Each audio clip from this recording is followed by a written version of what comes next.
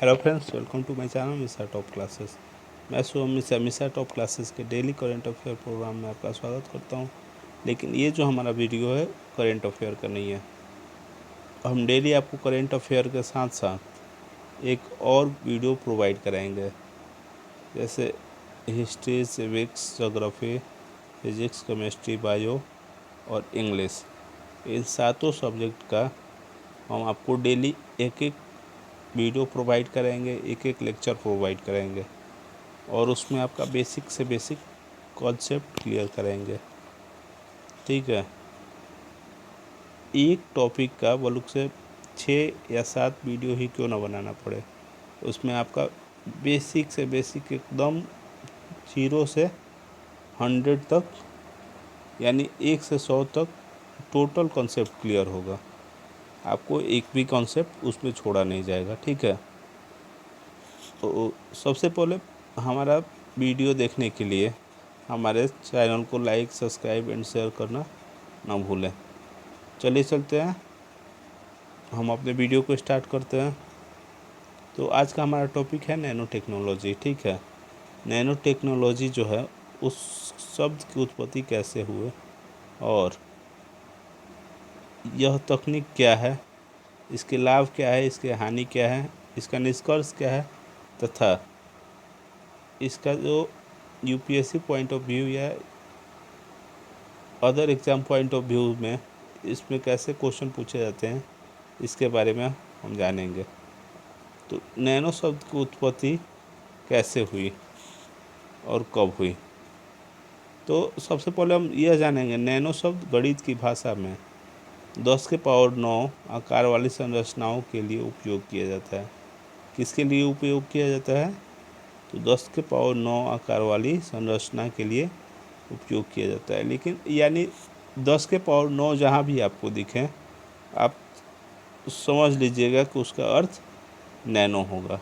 ठीक है, तो जहाँ पर भी 10 के पावर 9 आकार वाली कोई भी आती है, कोई भी बात आती है, यानी 10 के पावर 9 कहीं भी आपको दिखाई दे, तो आप समझ लीजिएगा उसका अर्थ नैनो ही होगा।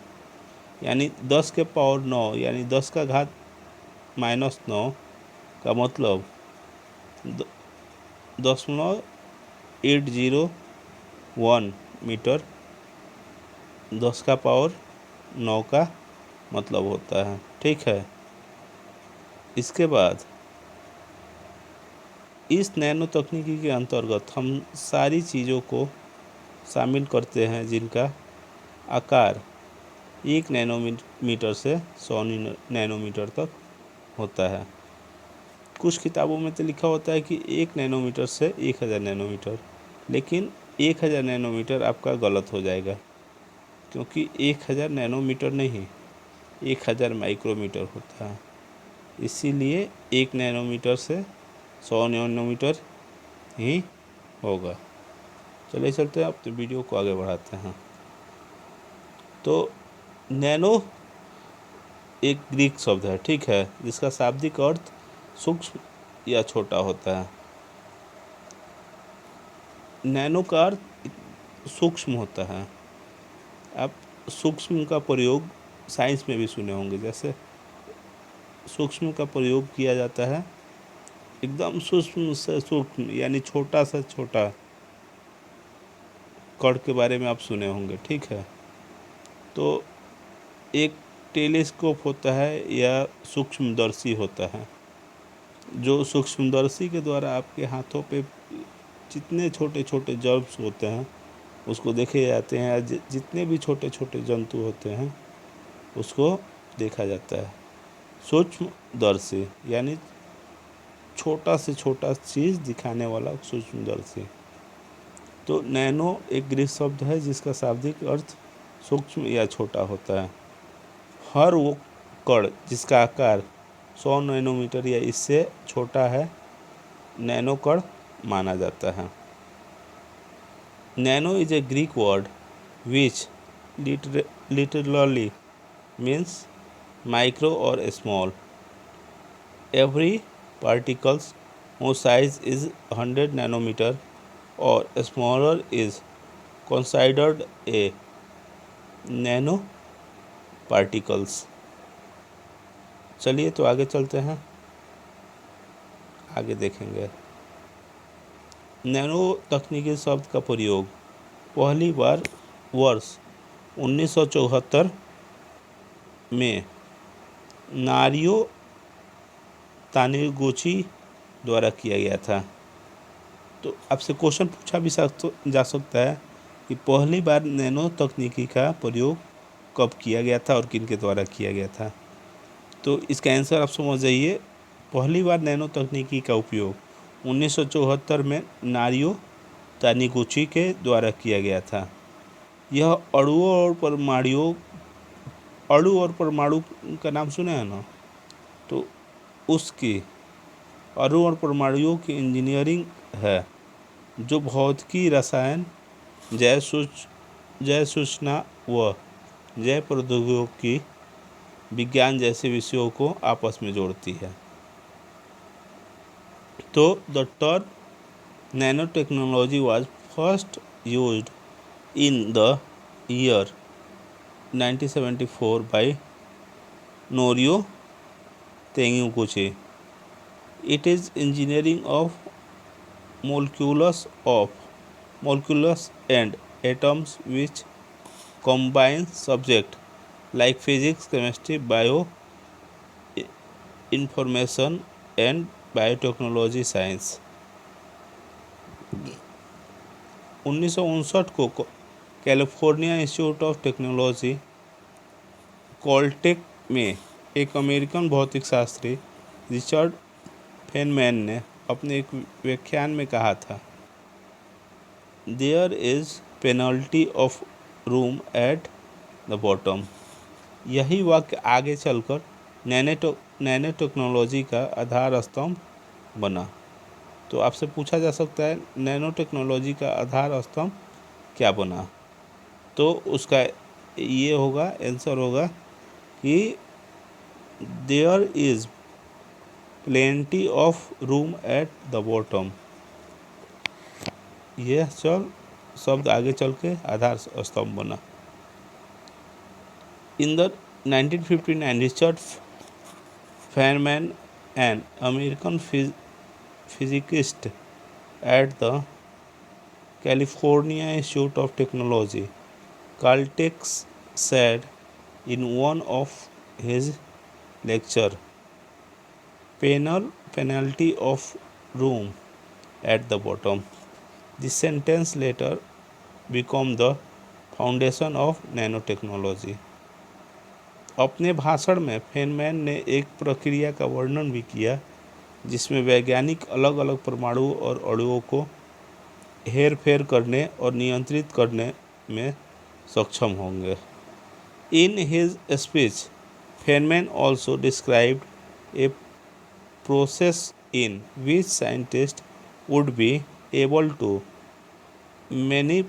Manipulate and control individual atoms and molecules. आगे चलते हैं, क्या है नैनो तकनीकी, व्हाट इज नैनो टेक्नोलॉजी। तो अत्यधिक सूक्ष्म आकार के कारण नैनो कणों के रासायनिक एवं भौतिक लक्षण बदल जाते हैं।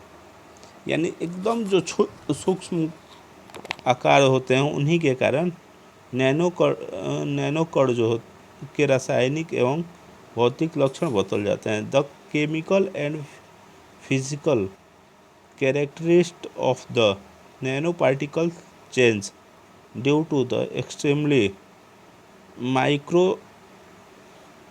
Microscopic shape. यानी ये जो सतह का क्षेत्रफल जो दिख रहा है वही है, ठीक है। उसके बाद नैनो टेक्नोलॉजी में परमाणुओं और अणुओं को देखने के लिए नियंत्रित करने की क्षमता होती है। यानी नैनो टेक्नोलॉजी जो होती है उसमें परमाणुओं और अणुओं को देखने की और नियंत्रित करने की क्षमता होती है। नैनो टेक्नोलॉजी में काम करने वाले पदार्थों को नैनो मटेरियल्स कहा जाता है और नैनो स्केल्स में चीज़ों को देखने के लिए आवश्यक सूक्ष्मदर्शी माइक्रोस्कोप का लगभग 30 साल पहले आविष्कार हुआ था। ठीक है कि तो आपसे क्वेश्चन, माइक्रोस्कोप का आविष्कार कब हुआ था? 30 साल पहले। Nano technology has the ability to see and control atoms and molecules. Materials used in nanotechnology are called nanomaterials. The microscopes needed to see things at the nanoscales was invented about 30 years ago. उसके बाद nano तकनीकी के लाभ क्या है? तो उसके लाभ के बारे में जानेंगे कि चिकित्सा के क्षेत्र में नैनो प्रौद्योगिकी के उपयोग करके सूक्ष्म स्तर के ऑपरेशन को किया जा सकता है। किसी विशेष अंग तक दवा वितरण करने वाले तंत्र विकसित किए जा सकते हैं। ठीक है। Micro level operation can be performed using nanotechnology in the medical field. During delivery, mechanism to a particular organ can be developed. उसके बाद है नैनो उर्वरक, नैनो खपतवार, नासी आदि का उपयोग कृषि क्षेत्र में फसलों को बचाने एवं वृद्धि के लिए उपयोग किया जा सकता है। भंडारण, संरक्षण, गुणवत्ता के सुधार तथा फ्लेवर आदि के लिए भी नैनो तकनीकी का प्रयोग किया जा सकता है।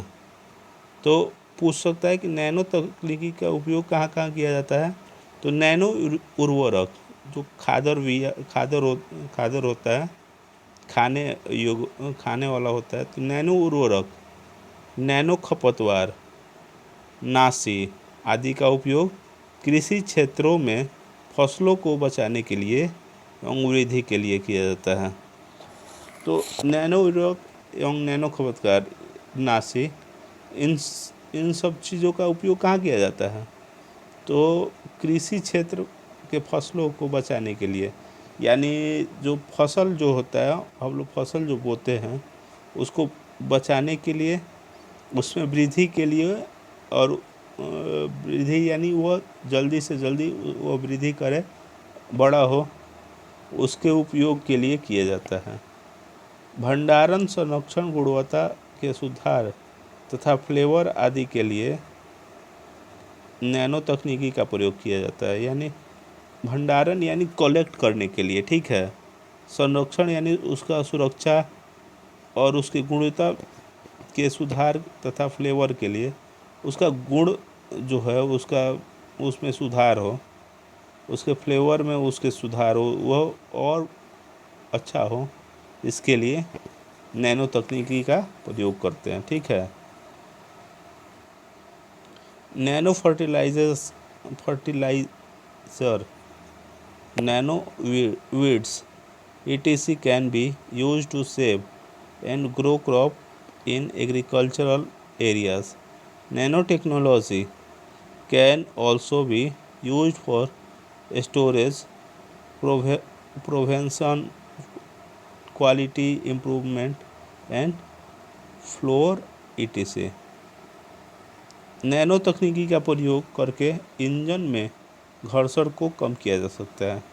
यानी इंजन में जो घर्षण होता है, नैनो तकनीकी के प्रयोग से उसे कम किया जा सकता है।